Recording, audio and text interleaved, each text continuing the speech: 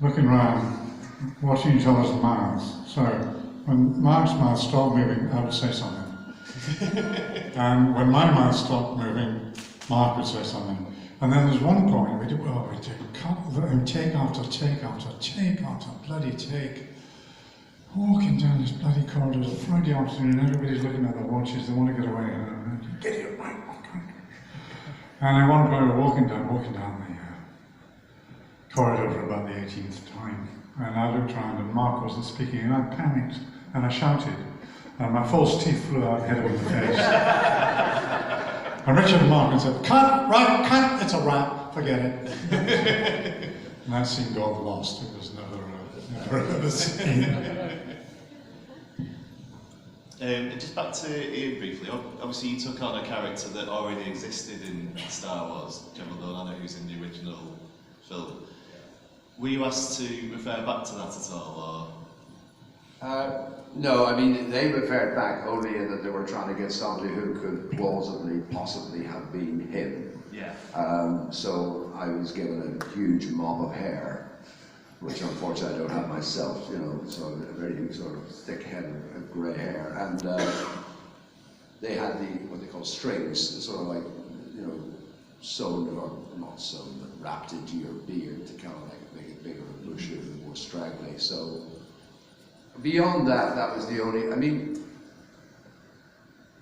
it's a very weird thing about Star Wars because these characters are legend characters. Yeah. So you have this thing of, oh my God, I'm part of being a legend character.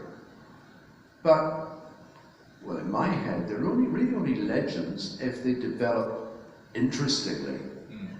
And if I'm being brutally honest, I didn't think they were given the chance to develop interestingly, either originally or in terms of what I was given to do, you know. Yeah. I guess because Rogue One takes place days before the original Star Wars, there's not even any time for any. Yeah. I mean, it is the link between, you know, the prequels and the originals, you know. And I mean, by all accounts, certainly from what I gather, you know, from a Star Wars fans' point of view, I think it was deemed to be a successful, you know, film, and did create the link effectively between the two. But personally, I felt there was, you know, I mean, okay, you've always got to follow the main thrust of the film, but I think there was more room for development of the characters than actually happened, you know. But that's a personal beef, if you like, you know. They have to decide what they have to decide.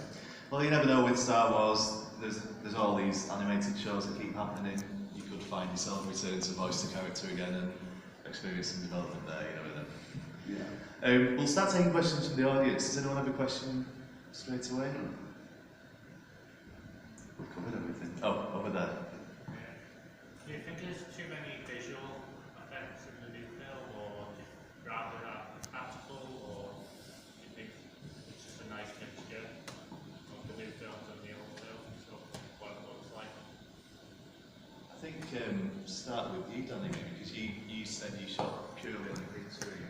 Yeah, I mean, I think it would be very difficult to make a Star Wars now without having some of the, you know, making use of the amazing visual effects that you can, you know, I mean, it's moved on so much, but I would say that it has lost something in the sort of imaginative,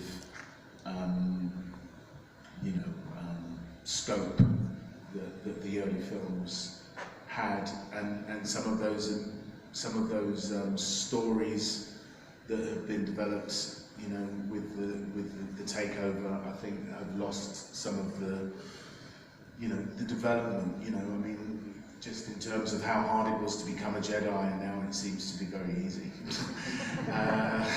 You know, so you know, things like that. You know, I think you've got to sort of take care of your audience and your characters a bit more, and I'm hoping that they find a way to write those you know, those flaws as we go on, because you know there's always going to be special effects. It's, you know, and that's only going to get better, but you can't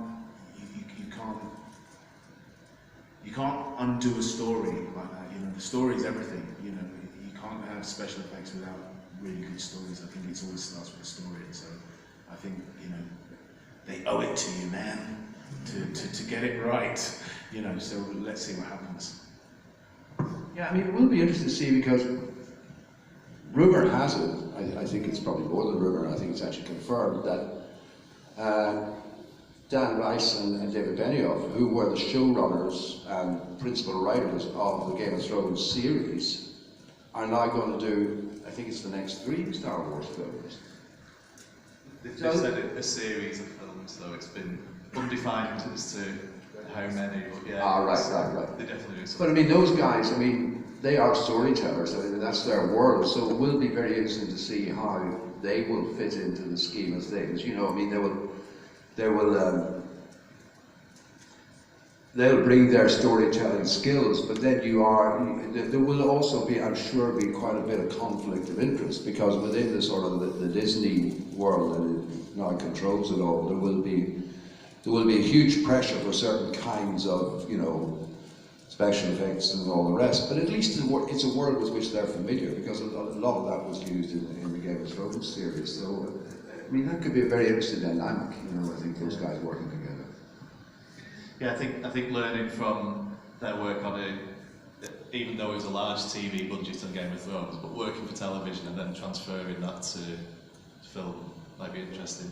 On the subject of special effects, I wanted to ask you, Michael, about working with Jabba the Hutt, and how that was for you. Is that another maybe frustrating experience, or was it? No, it wasn't, because there was a puppet there, a giant puppet that was operated by 7 people, 4 people inside, 3 people operating remote control in the front. So it was a pure kind of acting exercise. You could easily react. I mean, you're stuck against a green screen. That's an acting nightmare. You know, that's when you really, you know, they just employ the actor to use his imagination. And you've got to kind of pull out all the stops. But there's nothing you can bounce back from. Nothing at all. And the whole thing is, if you're playing a scene, you're kind of flashing something between the period, you know, that is just going on. And it's, but a green screen, there's just nothing there at all. Jabba the Hutt was, sure enough, okay, when they shouted break, they would give the guys inside a break every now and again, because it was very, very hot. And the whole thing would deflate like a balloon. It would just go down the line with this rubber puddle on the floor. So you think, it's ridiculous. Why don't I go and get a proper job? But then they'd get back in, it would come to life, and they'd rehearsed it properly, and this thing's moving around, and it's looking at you, and it's kind of at one point knocking me off. And then it's very easy to just go and